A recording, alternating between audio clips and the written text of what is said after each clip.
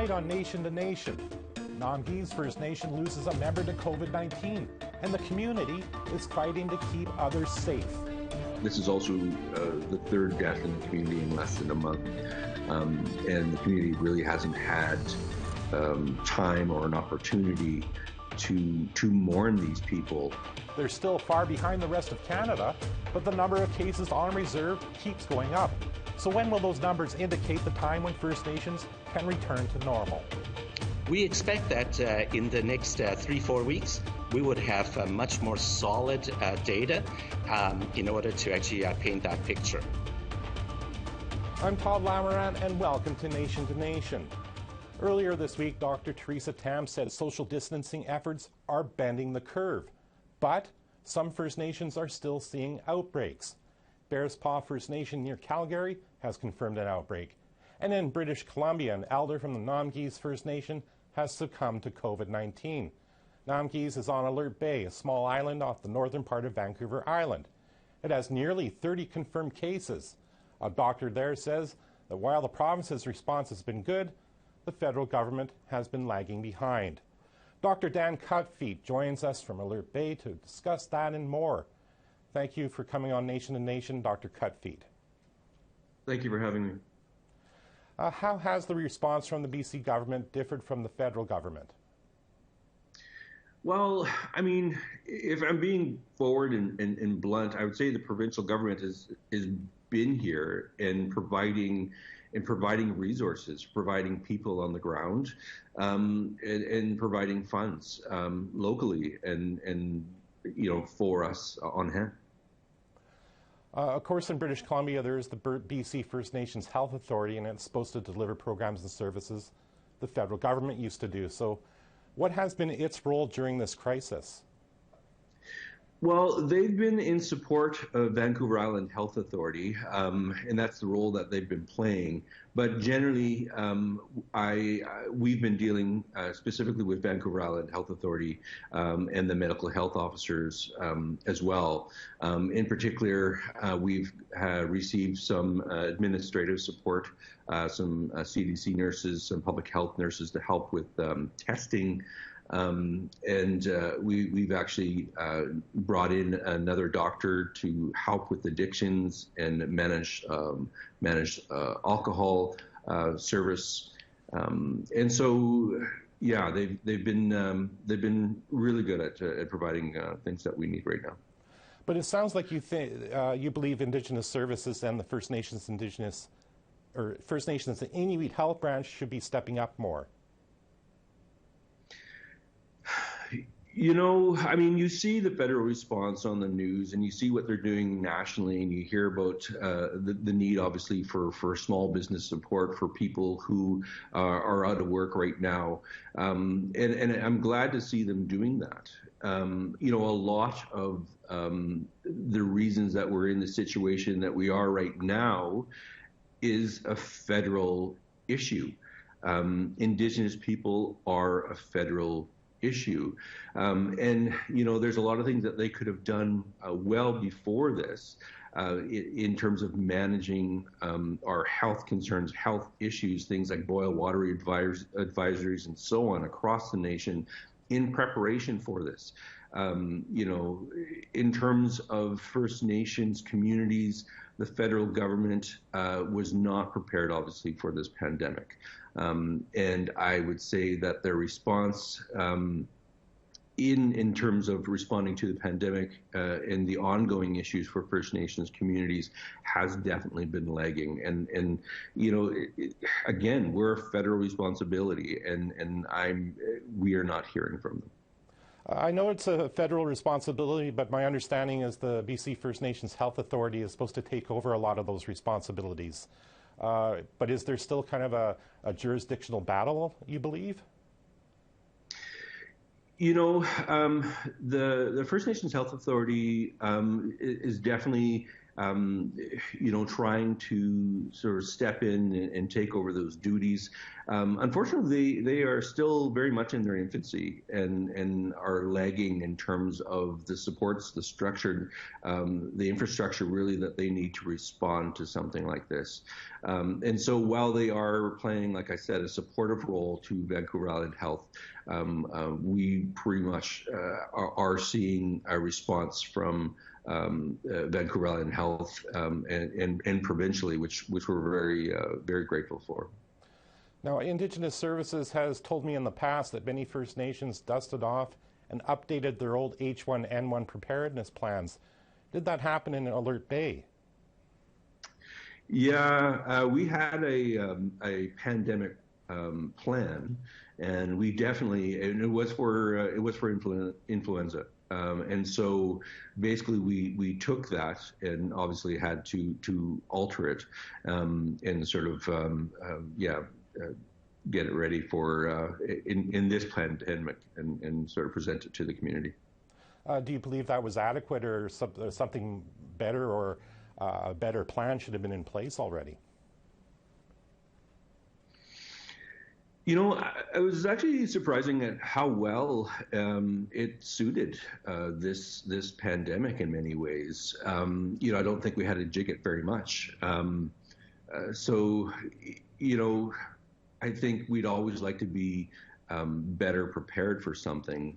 You just can't be prepared for everything. And so I think the fact that did exist and that it suited this pandemic, this situation so well was a stroke of luck. Of course, your community lost an elder. How has the Namgis been dealing with this and the outbreak in general? So the community has been quite resilient and doing amazingly well considering the situation. We lost a community member to COVID, but this is also the third death in the community in less than a month. And the community really hasn't had time or an opportunity to mourn these people. They need to. Definitely there's been heightened sense of anxiety and depression. So mental health is definitely an issue here. The community chief council are reaching out and trying to help in this time.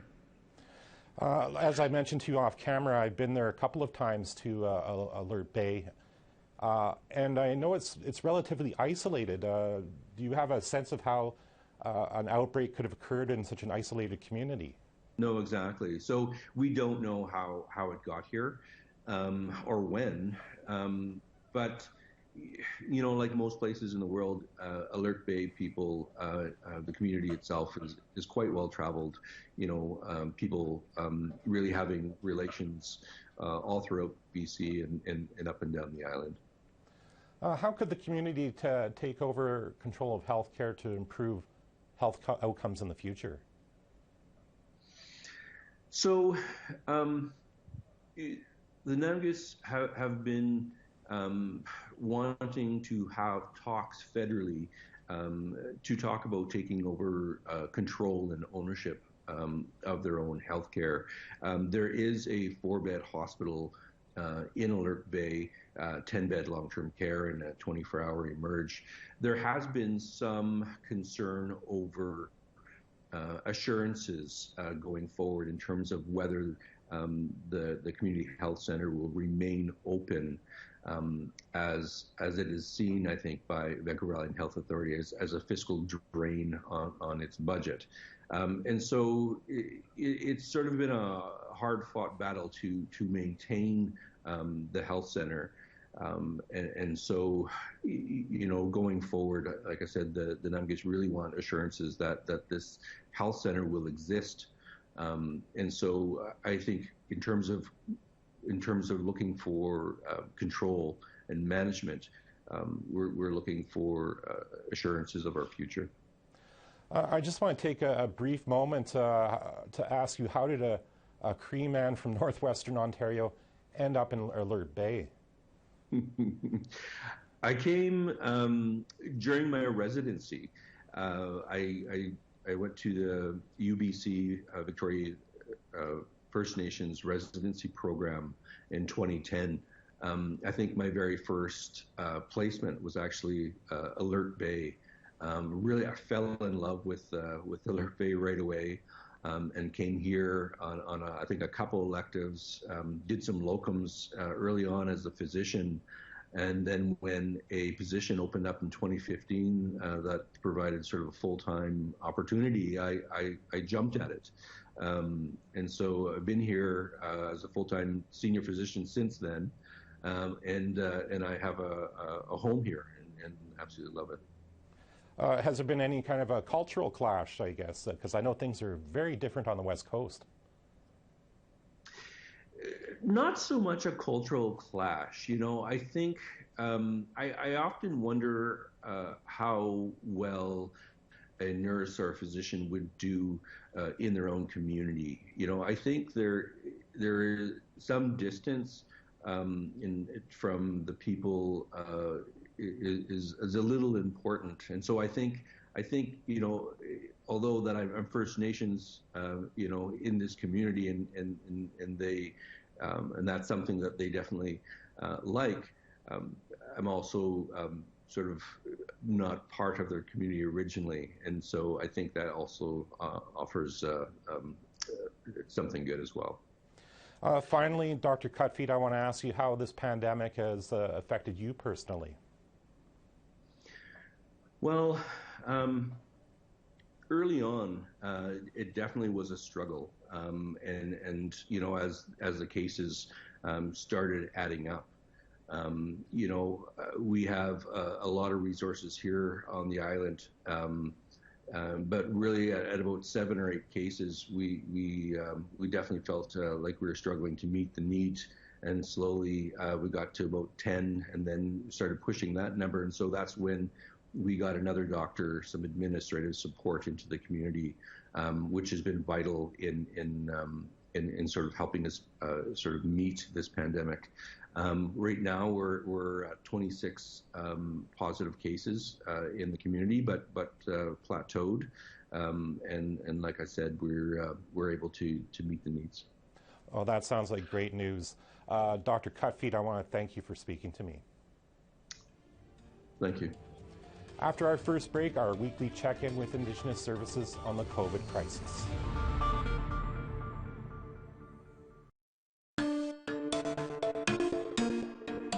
Welcome back.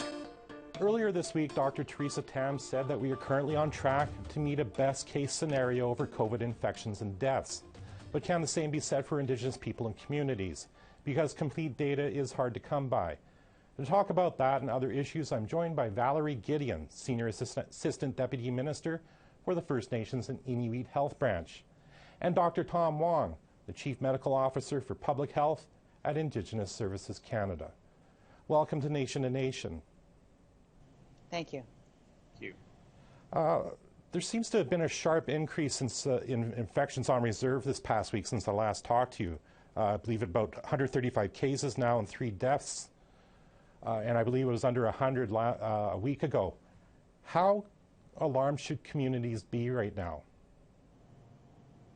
I'll turn it over to Dr. Wong. Thank you.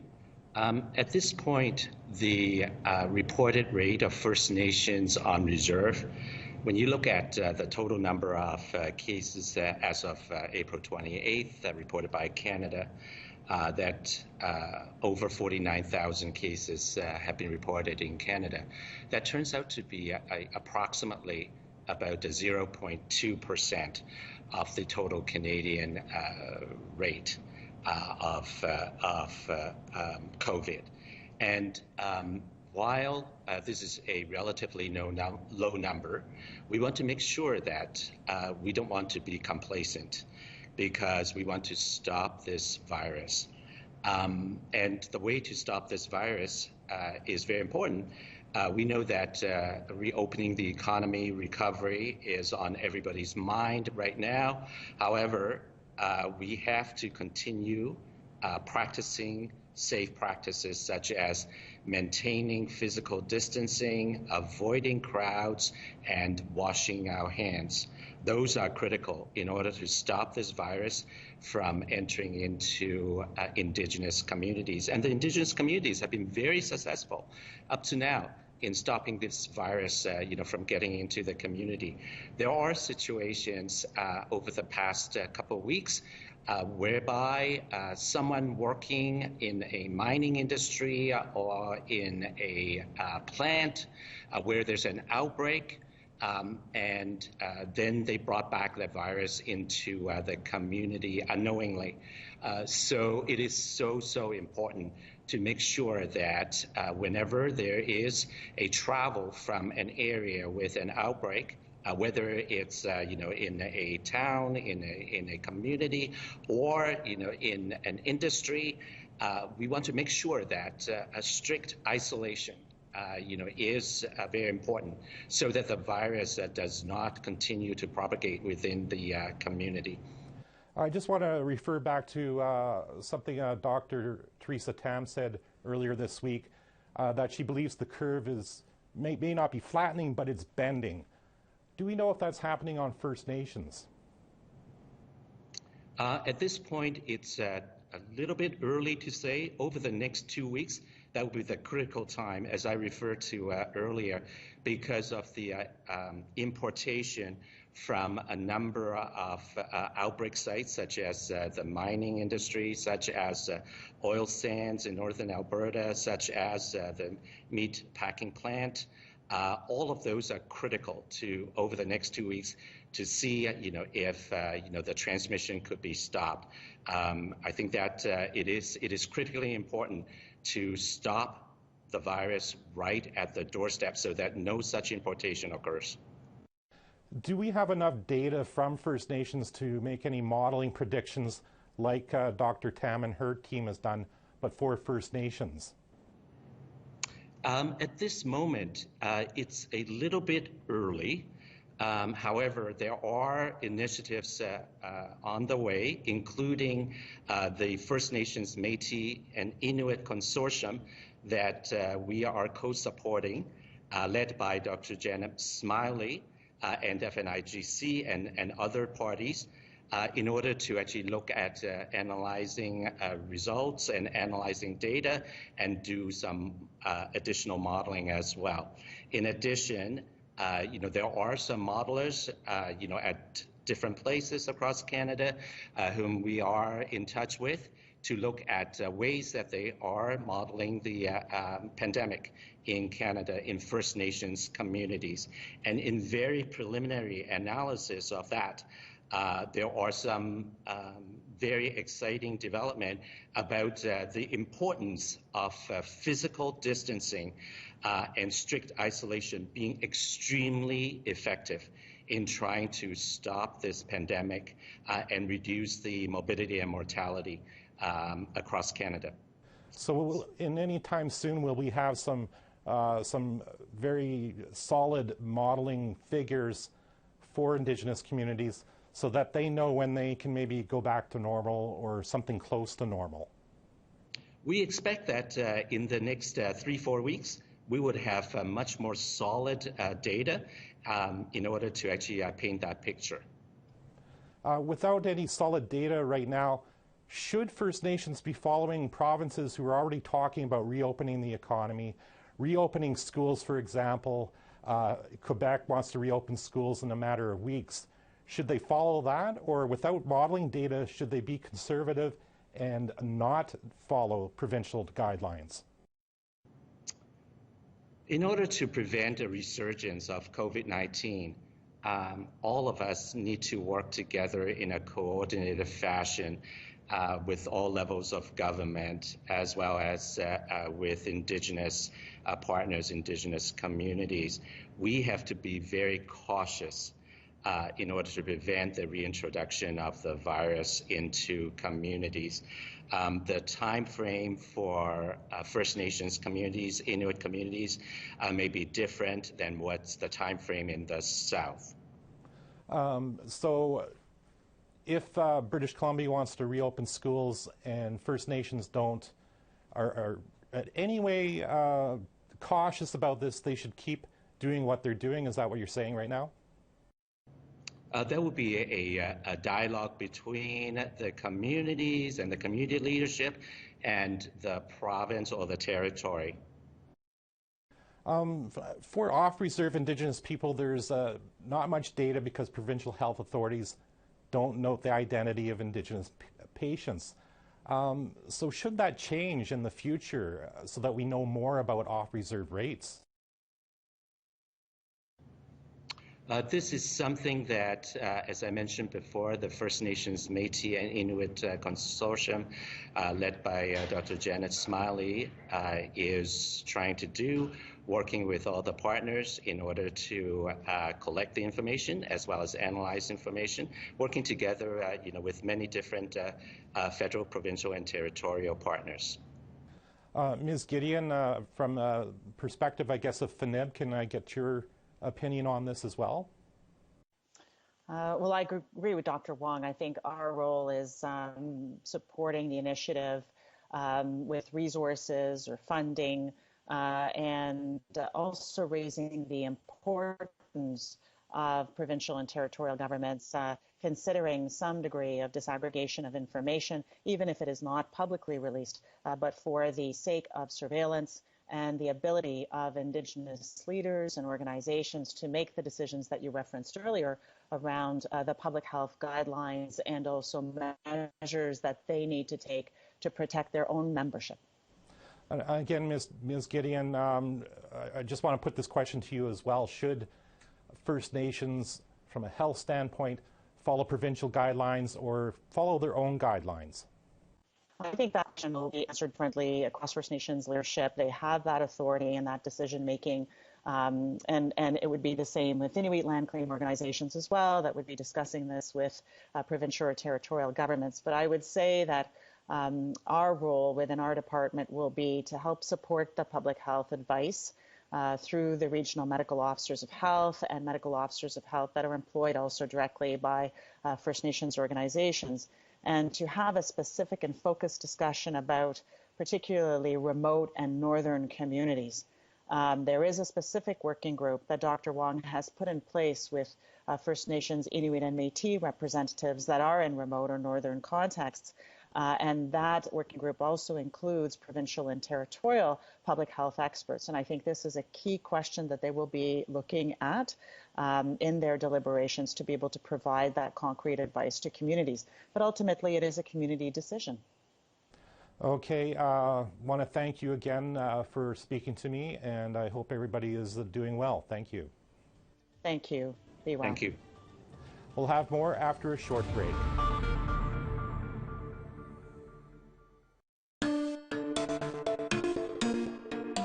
Welcome back. I just have time to say goodbye this week and hope everyone is staying safe and is healthy, as we're now about 2 months into having our lives uprooted. But if you're bored, a good time killer is to check out our podcasts. Not just this show, but all of APTN News, whether in focus, face-to-face, or investigates. Just go to aptnnews.ca/podcast and start downloading. I'm Todd Lamourant. Thanks for watching.